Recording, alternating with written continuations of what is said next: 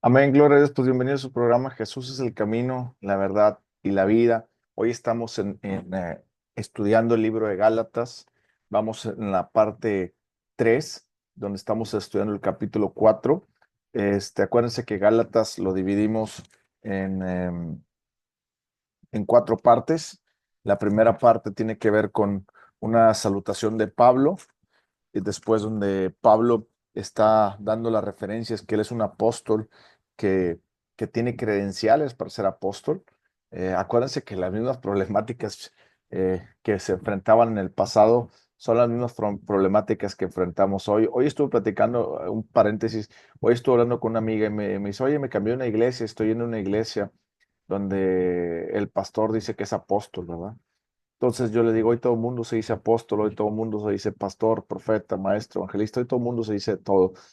Piensan que a veces por cursar un curso, porque Dios les dijo y etcétera, etcétera, este, confundimos también todo el tema del proceso. No podemos ser, yo le dije, mira, checa bien si es un pastor, si es un, perdón, un apóstol, porque la persona que tiene el don de apóstol, o Dios le ha llamado a ser apóstol, le dije, tiene diversas cosas. Uno, el apóstol aprende a ser evangelista, pastor, maestro, profeta, y no estoy diciendo que los haya llamado por esos, que los haya llamado a hacer eso. Simplemente Dios te pasa, digámoslo, por esos ministerios para que aprendas y conozcas. Pero la principal característica de un apóstol es aquella persona que va a abrir ministerios en otra parte. Por ejemplo, eh, eh, como Pablo se iba a Gálatas y abría una iglesia en Gálatas. Pablo se iba a Corinto y abría una iglesia en Corinto, en Roma, etcétera, etcétera, ¿no? Hoy en día también nos damos cuenta que no es mucho abrir iglesias. Bueno, sí, porque se le llama iglesias. Por ejemplo, nosotros abrimos un centro de rehabilitación aquí en Monterrey. Dios me llamó a mí a ser apóstol. Y siempre les digo a las personas, a mí no me gusta decir que soy apóstol hasta que las personas me digan, pues, por sí solas, oiga, pues usted es un apóstol porque tiene los frutos de apóstol, ¿verdad? Porque hoy en día todo el mundo se dice apóstol, todo el mundo se dice profeta y lamentablemente no lo son la mayoría. Bueno, ¿cómo sabemos que un profeta es un profeta? Porque le vuelvo a repetir, Dios me llamó a hacer un centro de rehabilitación, ahí hicimos un centro de rehabilitación, dentro del centro de rehabilitación hicimos una iglesia, ¿se están dando cuenta? Dios nos llamó a hacer un comedores infantiles, tenemos dos comedores infantiles, dentro del comedor infantil son una iglesia de niños, ¿ok? Dios nos llamó a abrir una casa hogar que estamos abriendo, que en agosto la abriremos por ahí, septiembre. Entonces, vamos a crear ahí una iglesia casa hogar, ¿ok?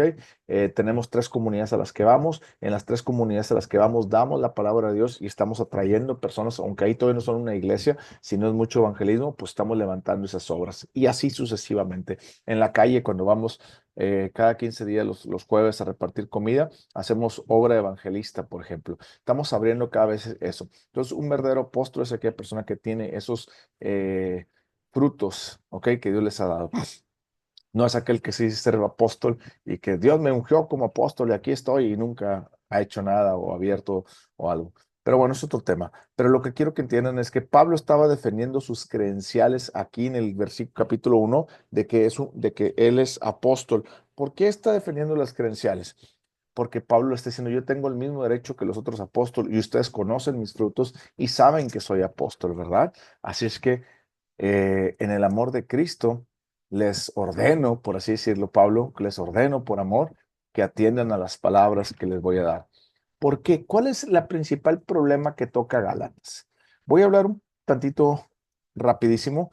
Cada carta de Pablo toca un singular problema dentro de las iglesias. Por ejemplo, la carta a Romanos les habla a los romanos de que todos somos pecadores, que necesitamos salvación y que antes de venir a Cristo tenemos esa lucha entre la naturaleza pecaminosa, etcétera, etcétera. Entonces, bueno, eso habla Romanos. Corintios habla de temas más puntuales en una iglesia, por ejemplo, la división de iglesias, cómo tratar el pecado, etcétera, etcétera, etcétera. ¿Ok? Gálatas toca un tema central. ¿Cuál es el tema central que toma Gálatas? La creencia de que somos salvos por fe y no por obras de la ley. Entonces, todo el libro de Gálatas se basa en decirle a los Gálatas, Gálatas, nosotros Dios nos redimió de la ley, ya no tenemos que seguir haciendo la ley. sino vivir en el Espíritu. De eso se trata Gálatas, ¿ok? Bueno, entonces, volviendo al tema de la introducción del capítulo 1, en el capítulo 1, por eso Pablo pone sus credenciales y está diciendo, yo soy apóstol igual que todos los apóstoles. ¿Por qué lo digo? Porque entonces quiero que me escuchen. Y si Dios me ha llamado a ser apóstol, es porque tengo algo que comunicarles y hablarles que es sumamente importante y quiero que le hagan caso, porque no podemos vivir por la ley, tenemos que vivir en el Espíritu. Y Pablo les empieza a explicar, ¿ok? Entonces, de eso habla todo el capítulo 1 y el capítulo 2. Después, en el capítulo 3 que lo vimos la semana pasada, y en el capítulo 4 que lo vamos a ver hoy, Pablo argumenta su defensa de por qué somos salvos por fe y no salvos por obedecer a la ley. ¿Ok? Entonces, si se acuerdan, Pablo les dijo en el capítulo pasado, en el capítulo 3, los primeros versículos, dice, recibieron el Espíritu Santo por hacer las obras de la ley o por el oír con fe. Pablo les dice dos veces en el versículo este, 2 y luego en el versículo 5 les vuelve a repetir lo mismo. Después Pablo les pone una analogía como el pacto, les cuenta cómo fue el pacto de Dios con Abraham, que a Dios consideró a Abraham justo sin las obras de la ley. ¿Ok? Entonces dice que Dios también nos considera a nosotros justo. Entonces nos quedamos en el capítulo 3, la parte final del 3 que se une con el capítulo 4. Si tú tienes una Reina Valera, te va a unir el capítulo, el tema. Y el capítulo 3 versículo 19 dice, ¿cuál es el propósito de la ley? Pablo está explicando el propósito de la ley de una manera muy rápida, porque recuerden, que está apuntando a decirle a las personas que la ley solamente servía para apuntarnos hacia la gracia de Cristo, ¿ok? Capítulo 4 versículo 1, y ahí empezamos. Antes vamos a orar. Señor, te damos gracias por la oportunidad que nos das de podernos comprender tu palabra, estudiarla.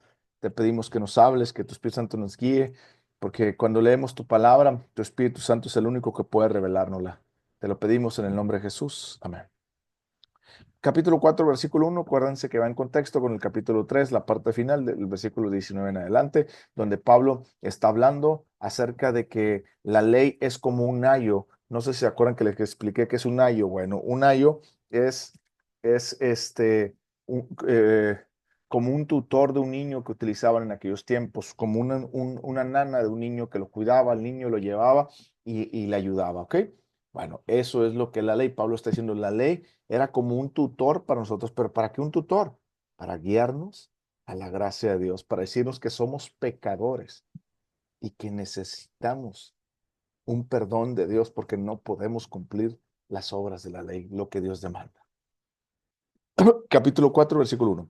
Pero también digo, entre tanto que el heredero es niño, en nada difiere del esclavo, aunque es señor de todo, sino que está bajo tutores, cuidadores, hasta el tiempo señalado por el Padre. ¿Qué quiere decir eso? Pablo está haciendo una analogía y está diciendo que, acuérdense, el ayo se consideraba que era un esclavo que tenían las personas, que tenían dinero, que tenían esclavos, y esa persona, ellos determinaban qué persona iba a educar a sus hijos o ayudarlos. Entonces, ese ayo era un esclavo. Por eso aquí Pablo en el capítulo 4 dice que el niño y el esclavo eran similares. ¿Qué quiere decir? La ley de Dios y el hombre era igual. ¿Por qué? Porque la ley nos marca el pecado y nosotros éramos pecadores, ¿ok? No quiere decir que la ley es pecado, no, lo que está diciendo es que la ley nos marca qué es el pecado y nosotros somos pecadores, ¿ok? Estoy hablando que somos pecadores sin Cristo, ya con Cristo es otra cosa, ¿ok? No somos pecadores, somos redimidos y salvados por su sangre, somos santificados, ¿ok? Entonces, por eso Pablo dice en el versículo 1, en tanto que el heredero es niño, en nada difiere del esclavo. ¿Qué quiere decir eso? Que entre tanto que una persona es niño, es igual que el esclavo. ¿Por qué? Porque el niño no puede hacer lo que él quiere. ¿Sí me explico? Sino lo que el esclavo le diga o el ayo le decía. Lo mismo está diciendo aquí. Una persona no es diferente al esclavo porque los dos están presos. El mismo, nosotros estamos presos hacia la ley y la ley no puede salvarnos. Es lo que está diciendo Pablo ahí. Pablo está diciendo, la ley y nosotros estamos presos. ¿Por qué estamos presos? Porque nosotros no podemos ser salvos por la ley y la ley no puede salvarnos. Eso es lo que está diciendo Pablo, ¿ok? Versículo 2, sino que está bajo tutores y cuidadores hasta el tiempo señalado por el Padre. Aquí Padre significa con P minúscula, que está haciendo Pablo una analogía entre un padre que tiene a su hijo que a la vez puso un ayo para que lo cuidara, ¿ok? Hasta el tiempo señalado. Pero está haciendo esa analogía hacia Dios, hacia el tiempo señalado de Dios. ¿Qué tiempo? El tiempo de Jesucristo. Y aquí lo explica en los versículos siguientes. ¿Cómo sabemos que es el tiempo de Jesucristo? Porque aquí lo dice en el versículo 3, 4 y en adelante. Fíjense lo que dice. Versículo 3. Así también nosotros, cuando éramos niños, estábamos en esclavitud bajo los rudimientos del mundo.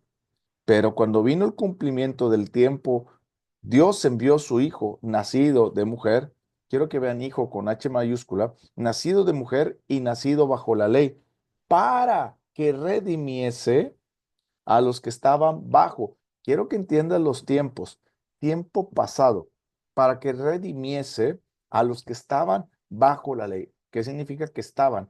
Que ya no estamos bajo la ley, que estaban bajo la ley, a fin de que recibiésemos la adopción de hijos con H minúscula.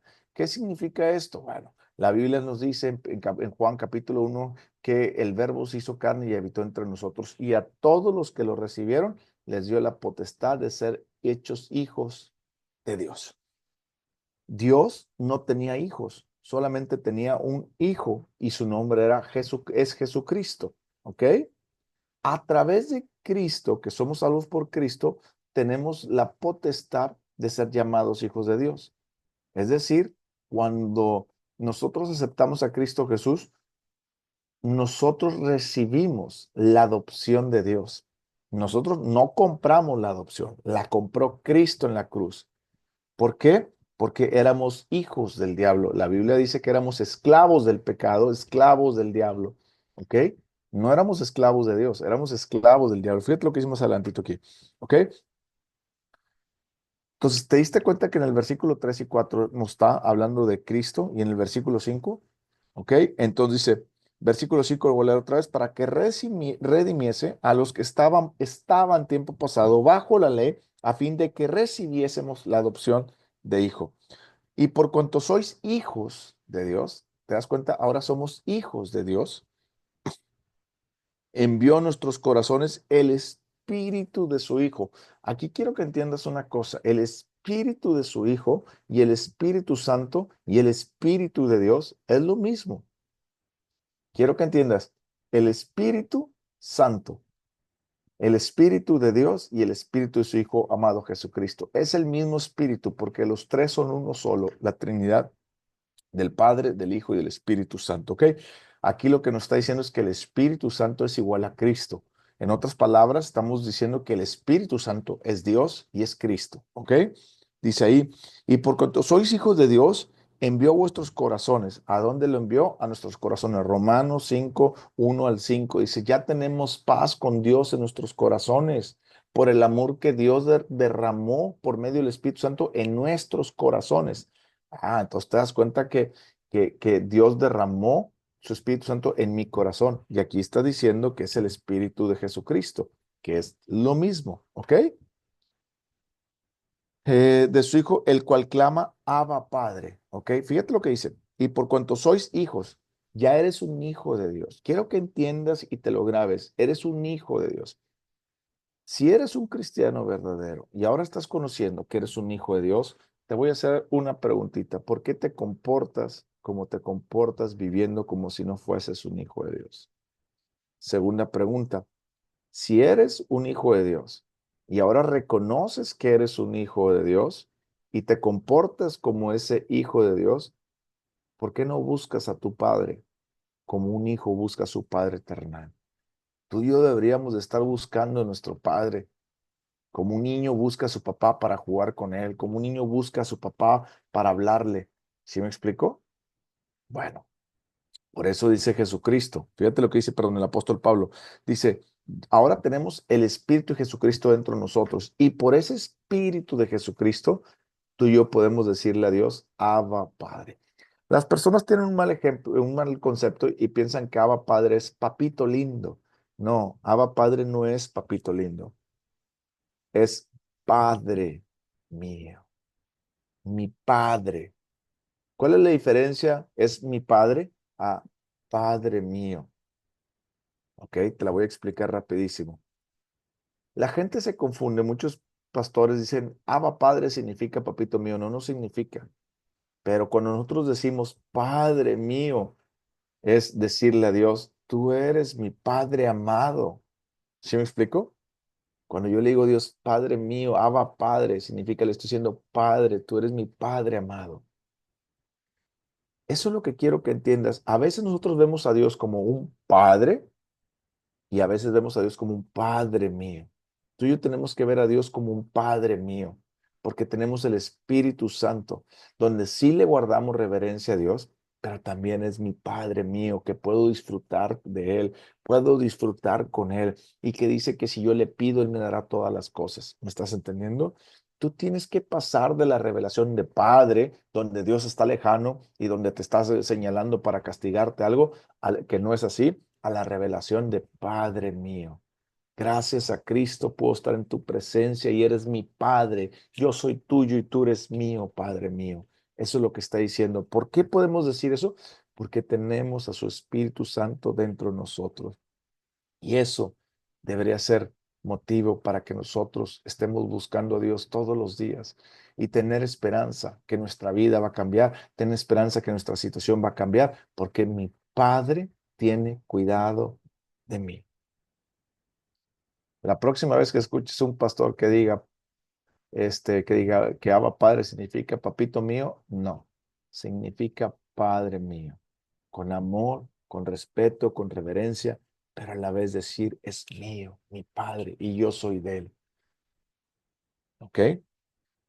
Versículo 7 dice, así que ya no eres esclavo, sino hijo. Fíjate lo que dice, ya no eres esclavo. ¿Esclavo de quién? La Biblia nos dice en Colosenses capítulo 1, no vayan para allá, pero lo pueden leer después en Colosenses capítulo 1, versículo 3, 13, dice, hablando de Cristo Jesús, el cual nos ha librado de la potestad de las tinieblas y trasladado al reino de su Hijo amado Jesús, por quien tenemos redención por su sangre y perdón de pecados. ¿Qué significa eso? Que antes éramos esclavos de Satanás y que al aceptar a Cristo Jesús, al entender que no somos salvos por la ley, sino salvos por el sacrificio de Cristo Jesús, yo soy un hijo de Dios. Si yo sigo creyendo que soy salvo por las obras de la ley, yo todavía no soy un hijo de Dios, porque no he conocido lo que se me ha dado en Cristo. ¿Y cómo vas a conocer si no crees en la salvación a través de la fe en Jesús? Si crees tú en la salvación por la ley. Por eso me gusta decirle a las personas y que entiendan, nosotros la salvación no se pierde. Hoy estuve platicando con una muchacha y me decía, es que tengo miedo porque el pastor me ha metido tanto miedo que la salvación se pierde y que tengo que ordenar mis finanzas porque si no ordeno mis finanzas puedo perder mi salvación por unas finanzas malas que yo tengo. Y yo acá por dentro, chihuahua, ¿cómo le digo a esta mujer que su salvación no depende de ella? Su salvación no depende de ella, porque dependería de la ley. Y si tú haces eso, tú estás queriéndote salvar. Y no es así, tú y yo no podemos salvar, es lo que está diciendo Pablo ahí. El único que salva es Cristo. Y una vez que salva a Cristo, Él tiene tu salvación. Tú no la tienes, Él la tiene y la compró y te la dio para ti. ¿Me estás entendiendo la diferencia? Bueno. Y luego le dijo ahí en el versículo 7, así que ya no eres esclavo, ¿te das cuenta? Ya no soy esclavo, sino hijo, hijo también y heredero. Aquí hay dos cosas bien importantes. Lo primero yo te la expliqué. Quiero que entiendas que ya no eres esclavo, Satanás no te puede esclavizar. Si tú misma estás atada en un pecado, en una situación que debes cambiar, Satanás no tiene más control del que tú le des porque ya no eres esclavo de ella, de Satanás. ¿Me estás entendiendo? Sino hijo. Ríndete a los pies de papá, Dios, y habla con él y dile, Padre, te entrego mi pecado, ayúdame a salir de esta situación y yo voy a buscar más de ti. La vez pasada una muchacha me escribió y me dice, oye, Adrián, ayúdame a salir de una situación pecaminosa que tengo así. ¿Puedes orar por mí? Y le dije, sí, puedo orar por ti, pero también necesito que hagas algo. Necesito que leas la Biblia, que ores todos los días y que sabes corriendo esta situación. Me dijo, sí lo voy a hacer. Pasan 2, 3, oro por ella, pasan 2, 3 días. Oye, ¿cómo estás leyendo la Biblia? Fíjate que no he comprado la Biblia, que estás orando con Dios. Hijo, a veces sí, a veces no. Y yo me le digo, ¿cómo le digo a esta muchacha? ¿Cómo le digo a esta muchacha que sigue siendo esclavo del pecado porque le da poder a Satanás con eso? Uno piensa que con una oración de un pastor o de alguien ya somos liberados. En cierta medida es cierto, en cierta razón es cierto, pero en lo siguiente, a ti te toca hacer lo que te corresponde, que es correr hacia Dios. ¿Me explico? Bueno, la segunda parte de este versículo 7 dice, y si hijo, también herederos de Dios por medio de Cristo. Es decir, somos herederos y tenemos una herencia y tenemos que descubrir tú y yo cuál es esa herencia. ¿Y sabes dónde lo dice? En el Nuevo Testamento. En el Nuevo Testamento también se conoce en griego eh, ay, se me olvidó la palabra, perdón, el nuevo pacto, perdón, se le conoce también como Nuevo Testamento, ¿ok? Entonces, un testamento que contiene la herencia que nos dejó alguien que murió, en este caso revivió, que es Jesucristo, resucitó, ¿ok?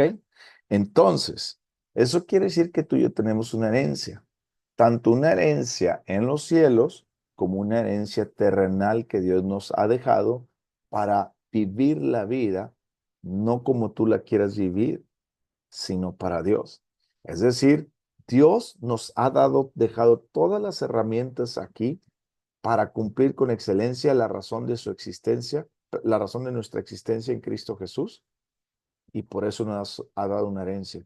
Por eso yo puedo venir ante el Padre y decirle, Padre, yo soy tu hijo y me has dado el nombre de Jesús para echar fuera demonios. Me has dado el nombre de Jesús para hacer milagros, prodigios y señales y sanar a los enfermos.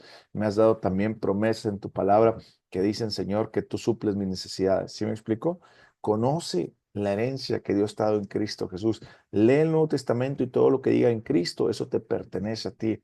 No porque tú o yo hayamos hecho algo, sino porque Jesús ya lo hizo.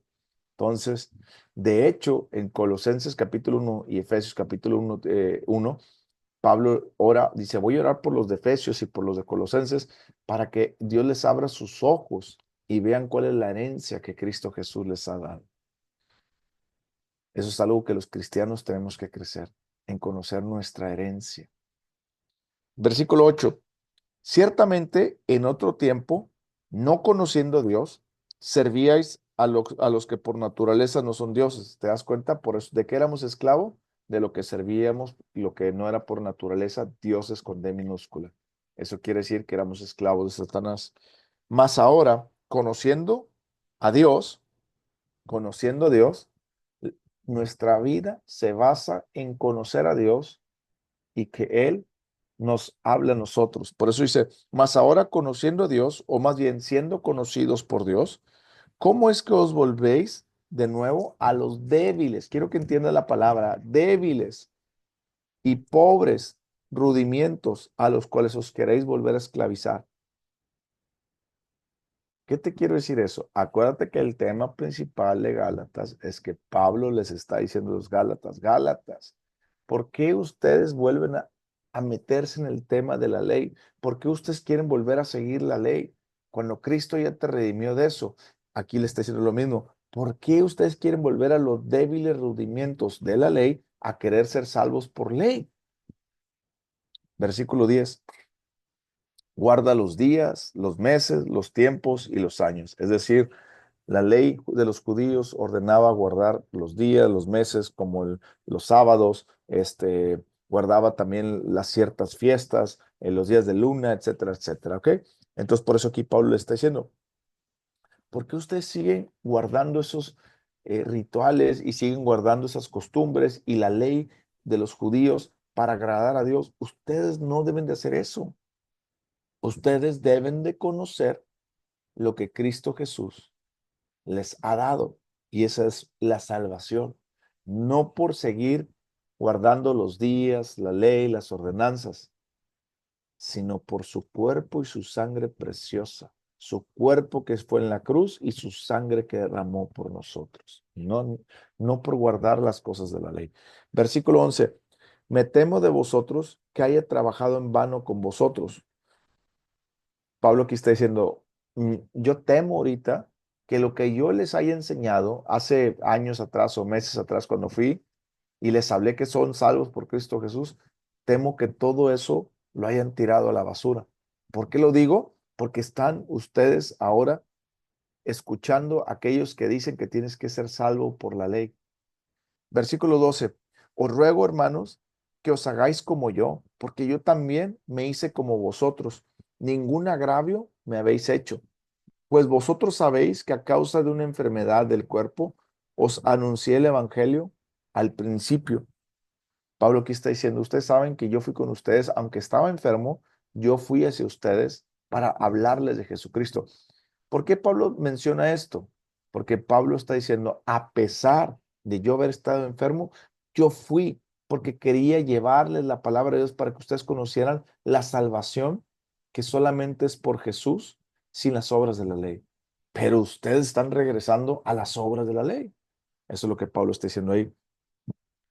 Versículo 13 otra vez. Pues vosotros sabéis que a causa de una enfermedad del cuerpo os anuncié el evangelio al principio y no me despreciaste ni desechaste por la prueba que tenía en mi cuerpo.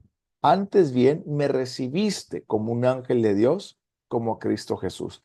Pablo le está diciendo, ustedes, acuérdense cuando fui a predicarle la palabra de Dios, estaba enfermo y aún ustedes así me recibieron y aceptaron mi palabra. ¿Qué los hizo cambiar ahora?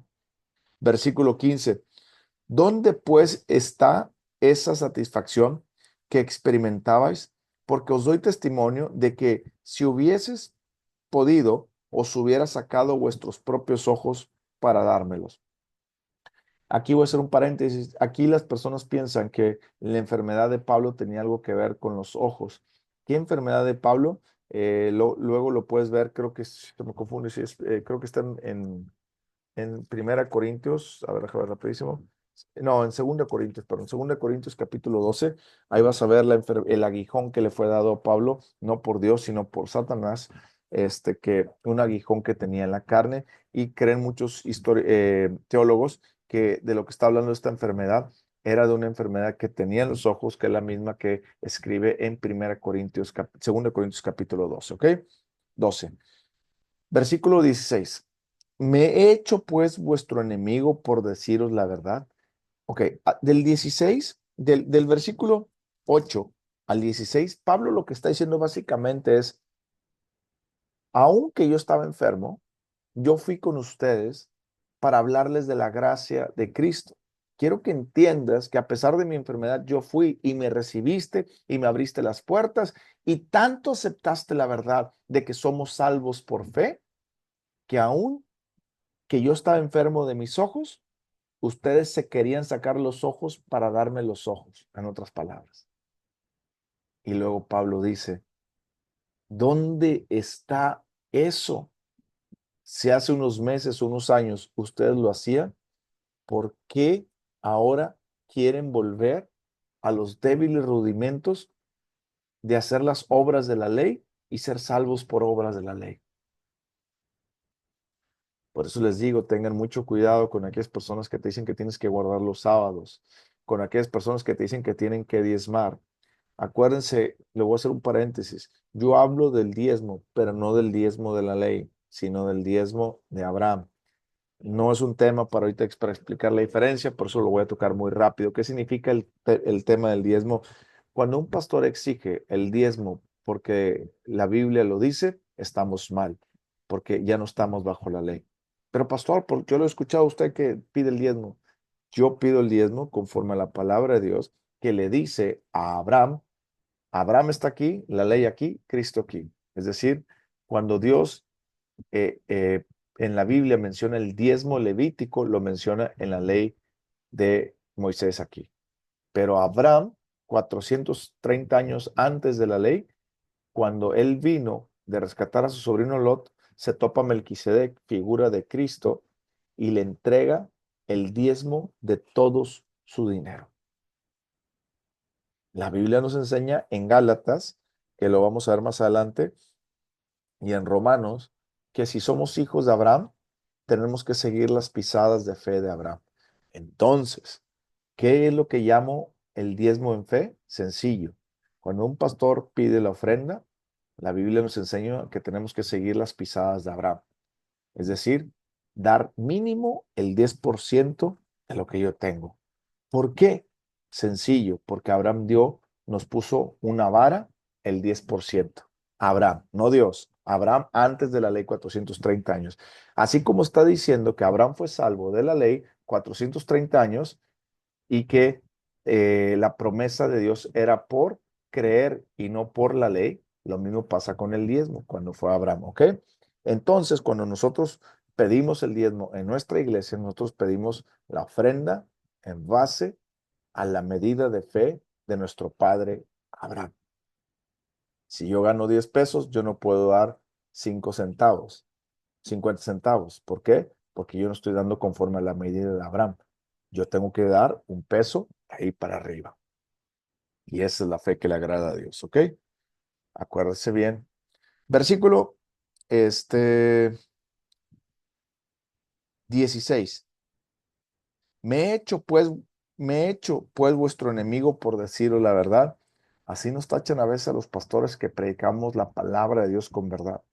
Y nos ganamos muchos enemigos por predicar la palabra de Dios con verdad, que la gente no quiere escuchar la verdad y se enoja cuando escucha la verdad, porque cuando la gente está en pecado, siempre que la verdad es predicada, tiene el poder para entrar a tu vida, como la palabra de Dios dice, una espada de dos filos y penetra. Y tú sabes, si tú la vas a obedecer, tú te humillas delante de Dios y le pides perdón. Si tú no la vas a obedecer, te enorgulleces y al enorgullecerte te vuelves enemigo. ¿Ok? Bueno, versículo 17, es decir, piensas que el pastor es tu enemigo porque te está diciendo verdades. Versículo 17, tienen celo por vosotros, pero no para bien, sino que quieren apartaros de nosotros para que vosotros tengáis celo por ellos. Bueno es mostrar celo en lo bueno siempre, y no solamente cuando estoy presente con vosotros, hijitos míos, por quienes vuelvo a sufrir dolores de parto hasta que Cristo sea formado en vosotros. Quisiera estar con vosotros ahora mismo y cambiar de tono, pues estoy perplejo en cuanto a vosotros. ¿Te estás dando cuenta de lo que Pablo está diciendo? Me gustaría estar en presencia para hablarles en un tono más alto. Acuérdense que les dice en el capítulo 3 versículo 1, les dice Gálatas insensatos. En otras versiones llama Gálatas tontos. ¿Te estás dando cuenta?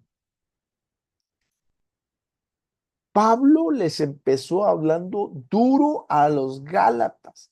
Y por eso aquí Pablo en el versículo 20 está diciendo, quisiera cambiar, quisiera estar presente con ustedes para cambiar de tono, para que ustedes entiendan la seriedad con lo que estoy escribiendo la carta. ¿Estás comprendiendo esta parte? Nosotros tenemos que tomar en cuenta la seriedad de la escritura, de la palabra. Y esta seriedad, Pablo nos está diciendo, hermanos de Gálatas, tú y yo no somos de Gálatas, pero he conocido cientos de personas que por estar, por no interpretar correctamente la Biblia, enseñan mal al pueblo y les enseñan a guardar la ley y les enseñan a guardar los sábados y les enseñan a esto, aquello, el otro. Y eso no es correcto. Eso no es correcto. Por eso quiero que entiendas el tono con el que Pablo está hablando y te está diciendo, deja de creer que puedas ser salvo por las obras de la ley. Deja de creer que la salvación se pierde y empieza a creer que somos salvos por la fe en Cristo y nuestra salvación no se puede perder. Del capítulo 21 al 31, que con esto vamos a cerrar, Pablo hace una alegoría entre Sara y Agar. Para las personas que no conocen quién es Sara y quién es Agar, Abraham, que es el padre de la fe, le promete un hijo a Abraham y a Sara, pero pasa el tiempo y no pueden tener hijos. Y Sara le dice, pues, ¿sabes qué? ¿Por qué mejor no te doy a mi esclava y tienes relaciones con mi esclava y yo lo trato como que si fuera un hijo mío? Y listo. Y ya tenemos la promesa de Dios. Entonces, Abraham tiene relaciones con Agar, que es la criada de Sara, y nace un hijo de una esclava. Y Dios le dice a Abraham y a Sara, eso así no es. Yo no les dije a ustedes que ustedes tenían que descifrar el cómo. Yo les dije a ustedes que creyeran. Yo les iba a dar un hijo, aunque tú tengas 100 años, Abraham, y aunque Sara sea estéril. Lo aleja al niño de aquí. Le dice, ¿crees que puedo, Abraham? ¿Crees que puedo, Sara? Ellos dicen sí. Entonces ahora tienen al hijo de la promesa, que es Isaac. El hijo de la esclava se llama Ismael y el hijo de la libre, de Sara, es Isaac, de donde viene la promesa y de donde viene Jesucristo. Fíjate lo que dice el versículo 21. Decidme lo que queréis estar bajo la ley. ¿No habéis oído la ley? Porque está escrito que Abraham tuvo dos hijos, uno de la esclava y el otro de la libre.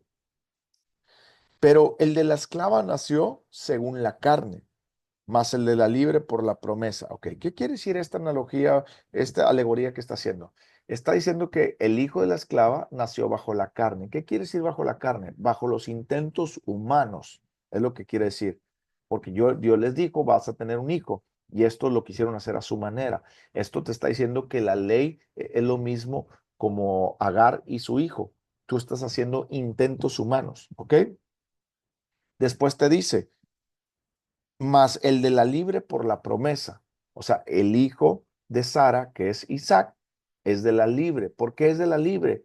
Porque es la promesa que Dios le habló a Abraham y a Sara que iban a tener un hijo. Ahora, si tú quieres vivir bajo la ley, tú estás en esclavitud como Agar e Ismael. Estás haciendo esfuerzos humanos. Pero si tú en verdad eres salvo y quieres ser salvo, entonces tienes que ser como Sara y su hijo Isaac, que no fueron por esfuerzos humanos, sino que fue por la promesa de Dios que le dijo, Abraham y Sara tendrán un hijo. ¿Estás entendiendo? Si yo quiero ser salvo por la ley, estoy buscando mis propias fuerzas bajo la carne y estoy en esclavitud. Si yo quiero ser salvo por la promesa de Dios en Cristo Jesús, soy libre. ¿Estás comprendiendo la alegoría que que Pablo está haciendo aquí? Versículo 23. Pero el de la esclava nació según la carne, mas el de la libre por la promesa, lo cual es una alegoría, pues estas mujeres son los dos pactos. El uno proviene del monte Sinaí, es decir, donde se le dio la ley a Moisés en el monte Sinaí, el cual da hijos para esclavitud, este es Agar. Es decir, todos aquellos que les fue dada la ley, dice, están bajo esclavitud de la ley, ¿ok? Porque Agar es el monte Sinaí en Arabia. Ok, quiero que entiendas, Agar, la mujer esclava, es el monte Sinaí porque produce hijos de esclavos. Y, o sea, es decir, todos los hijos de Agar, de la esclava, eran esclavos, por eso produce esclavos. Está diciendo lo mismo que así como, acuérdense que Dios siempre nos habla a través, el plan perfecto de Dios no es algo que salió la y se va. No, Dios ya había determinado que Abraham iba a tener dos hijos y nos iba a enseñar muy bien esta alegoría después, enseñándonos que después Dios iba a crear lo que, bueno, no, iba a traer lo que es la ley y tiempo más después iba a traer lo que es la salvación por fe. Entonces, no creen que Pablo dije, déjame en qué pienso para darle, miren, déjenme pienso, es como Agar y Sara. No, Pablo no estaba pensando cómo traer una alegoría. Esto le fue revelado por Jesucristo. Lo encontramos en 1 Corintios capítulo 15. Dios le reveló a Pablo todas esas verdades que están ocultas o estaban ocultas en el Viejo Testamento para que él las vea y las pueda transmitir a las personas. Es decir, desde un principio, Dios muestra cómo iba a ser la salvación, no por obras de lo que Abraham y Agar pudieran hacer para tener un hijo, sino lo que Dios le habló a Sara y a Abraham por medio de la promesa para ser salvos. ¿Estás entendiendo? Versículo 25, porque Agar es el monte Sinaí en Arabia, gloria a Dios, y corresponde a la Jerusalén actual, pues está junto con sus hijos, está en esclavitud. Los judíos hoy en día están en esclavitud. ¿Por qué? Porque siguen siendo esclavos del pecado por la ley, porque están bajo la ley y nadie se puede salvar por la ley. Por eso está diciendo que, qué ironía, los hijos de Abraham y de Sara físicamente están en esclavitud por ser hijos de Agar. Qué ironía, ¿no? Cómo físicamente ellos son hijos de Abraham y de Sara, pero espiritualmente son hijos de Abraham y de Agar. ¿Cómo puede pasar eso? Perfecto. Ellos nacieron físicamente de Abraham y de Sara, pero al no creer en Cristo y al seguir la ley, se vuelven hijos de Abraham y de Agar que están bajo la ley. Versículo 26. Mas la Jerusalén de arriba, la cual es madre de todos nosotros. ¿Cuál Jerusalén? ¿Has oído la canción La Nueva Jerusalén? ¿Has leído en Apocalipsis que dice que Dios ya preparó una nueva Jerusalén? Déjame decirte una verdad. El día que Dios nos llame a juicio y vaya a destruir este mundo, lo va a destruir. Primero va a mandar al diablo y sus secuaces al infierno. Y a nosotros que quedamos, va a bajar la nueva Jerusalén. Es un nuevo mundo. Dios va a destruir este mundo y va a traer un nuevo mundo sin pecado, sin enfermedades y sin maldad, donde podemos estar jugando con los animales, las puertas abiertas y donde todo el día estaremos buscando de Dios, adorándolo, alabándolo, platicando con Él, todos en reunión, etcétera, etcétera. Gloria a Dios. Amén. Versículo 27. Porque está escrito, regocíjate, oh estéril, tú que no das a luz. Está aquí hablando acerca de Sara. Este es un pasaje que encontramos en Isaías 54, creo, uno que está hablando este pasaje que está hablando de Sara, que le está diciendo, Sara, tú que eras estéril, regocíjate porque vas a tener muchos hijos. Sara nomás tuvo un hijo, Isaac. Entonces, ¿cuáles eran los muchos hijos que iba a recibir? Nosotros. Así como Abraham es nuestro padre de la fe, Sara es la madre de nosotros en la fe. ¿Me estás entendiendo? Abraham y Sara son nuestros padres de la fe, porque ellos le creyeron a Dios. Fíjate lo difícil que era creerle a Dios. Antes no había la Biblia. Qué difícil fue creerle a Abraham a Dios, porque antes no había la Biblia, no conocía a Dios. De repente le empieza a hablar Dios y dice, ¿qué estoy haciendo? ¿Quién me está hablando? Él tuvo que llegar a relacionarse con Dios, tanto que la Biblia dice que Abraham era amigo de Dios. ¿Te das cuenta cuánto se relacionó Abraham? Ahora, tú y yo somos más que amigos. Tú y yo no somos amigos de Dios. Tú y yo somos hijos de Dios y por eso podemos decirle, Padre mío. Versículo 27, porque está escrito, regocíjate, oh estéril, hablando de Sara, tú que nos das a luz, prorrumpe en júbilo y clama tú que no tienes dolores de parto, porque más son los hijos de la desolada que las que tiene marido. Así que hermanos, nosotros como Isaac somos hijos de la promesa. No somos hijos, no somos como Ismael, hijos de nuestros propios esfuerzos para ser salvos, sino que somos hijos según la promesa de Dios de cree tú en el Señor Jesucristo y serás salvo toda tu casa. Aquel que invocar el nombre de Jesucristo y creyera en su corazón, todo aquel que invoque el nombre de Jesucristo será salvo, porque con la boca se confiesa para salvación, mas con el corazón se cree para justicia.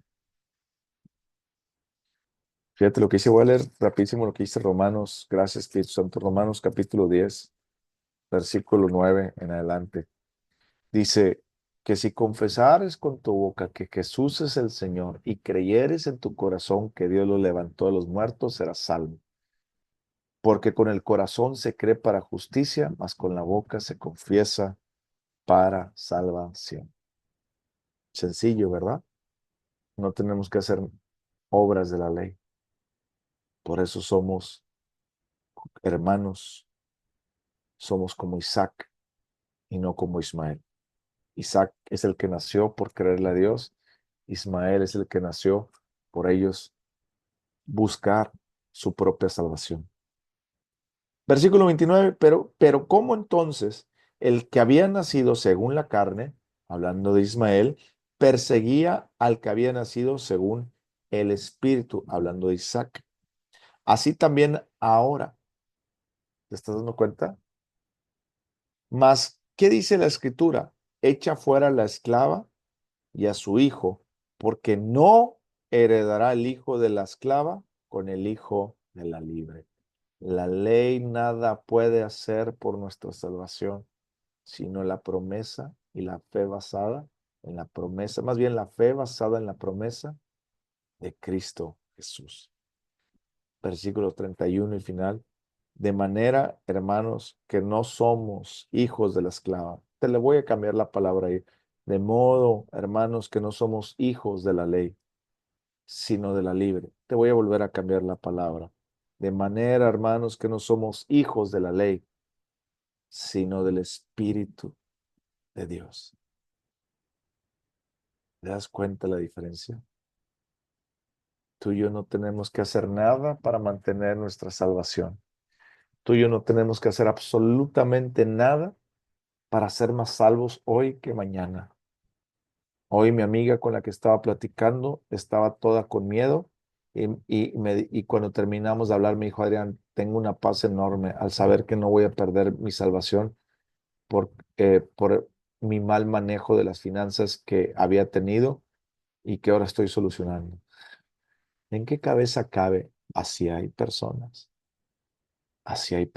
que creen por pastores mal enseñados, bien intencionados, pero mal enseñados, mal maestros, bien intencionados, pero mal maestros. El ser bien intencionado y ser mal maestro, hay que tener cuidado. Por eso dice la Biblia, no os hagáis muchos maestros. Yo mismo tengo que tener cuidado de lo que enseño, de lo que predico. Tiempo atrás predicaba unas cosas que hoy me he arrepentido, gracias a Dios, pocas. Y le he pedido perdón a Dios por eso. Y Dios lo entiende que he estado creciendo. Un pastor y un maestro, mientras él reconozca el error en el que hacía antes y lo reconozca y pida perdón a Dios y pida perdón a las personas y las ayude, Dios te dice, sigue adelante. Lo mismo quiero que hagas. Quiero que empieces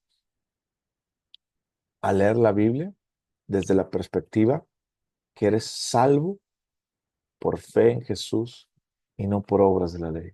Quiero que empieces a leer la Biblia pensando que eres un hijo de Dios, salvo, y que no puedes hacer tú nada para perder la salvación más que una sola cosa. ¿Sabes cómo puedes perder la salvación? Cuando tú caminas en Cristo, eres maduro, maduro, estoy hablando maduro, no una persona recién convertida, una persona madura. Después de ser maduro en Cristo, la persona se vuelve al mundo y al volverse al mundo, no estoy diciendo que estuvo en el mundo, no, se vuelve al mundo y al volverse al mundo, renuncia voluntariamente a Dios para seguir a Satanás. Y ese es el pecado imperdonable, la blasfemia del Espíritu Santo. Pero cuando una persona es maduro en Cristo y se aleja de Dios y está en el mundo, pero no se vuelve al mundo, es decir, sí comete pecado y todo eso, pero Dios le está hablando, Dios siempre va por su oveja y la trae. Inclusive esas personas, antes de que la persona renuncie a Cristo y quiera seguir a Satanás, Dios siempre le envía una persona para decirle, estás a tiempo, regresa. He conocido ministerios donde un pastor una vez dice que había una pareja, un pastor y una pastora, que la mujer cantaba fenomenal, cantaba muy padre y que ya tenían 10 15 años casados, ella y el pastor. Pero ella, como cantaba tan bonito, el diablo le empezó a hablar al oído y le dijo, tú eres tan bonita todavía, estás joven, y eres tan bonita y cantas tan bonita, y estás siendo desperdiciada aquí en la iglesia. Dice, yo te puedo ser una cantante hermosa y darte éxito y darte fama y ser reconocida. pero salte de la iglesia y abandona a tu esposo. Ella escuchó al diablo. ¿Qué creen que pasó? Ella se alejó. ¿Qué creen que pasó? Ella se volvió una cantante muy famosa en Estados Unidos. Después de 10 años, el, el pastor que cuenta la historia, Dios le habló y le dijo, ve con ella y háblale, porque le voy a dar una última oportunidad de que vuelva. Y si no vuelve, ella comete el pecado imperdonable. Entonces él fue y la buscó en el camerino antes de un show, dice él, y le dejaron entrar porque ella lo conocía cuando ella era pastora, conocía a él porque eran amigos. Y él entra al show ahí en el camerino y le empieza a hablar y dice que ella estaba fumando un cigarro y que le dice, vuelve a Dios, por amor, Dios te está buscando. Y ella, lejos de llorar o de arrepentirse, dijo, yo y Dios hemos terminado. Ahora le he dado mi vida al diablo. Así le dijo. Dice que tan pronto dijo eso, cubrió una, una sombra negra todo su cuerpo. Que Dios le dijo, sal de ahí, porque ella ha cometido el pecado imperdonable. Y ya no, Cristo puede morir 2 veces. Y una vez que la sombra la llenó, el Espíritu Santo se fue de ella y le dijo, todos estos años que estaba en el mundo, estaba el Espíritu Santo ahí hablándole. Ahora que ella ha renunciado al Espíritu Santo, ya no puede volver el Espíritu Santo. Y esa es la única manera que perdemos nuestra salvación. Cuando tú renuncias voluntariamente a Dios por seguir al diablo. No estoy hablando de un satanista que no conocía a Dios y luego conoció, no, no estoy hablando de una persona que caminaba con Dios y luego se volvió allá. ¿Me estás comprendiendo?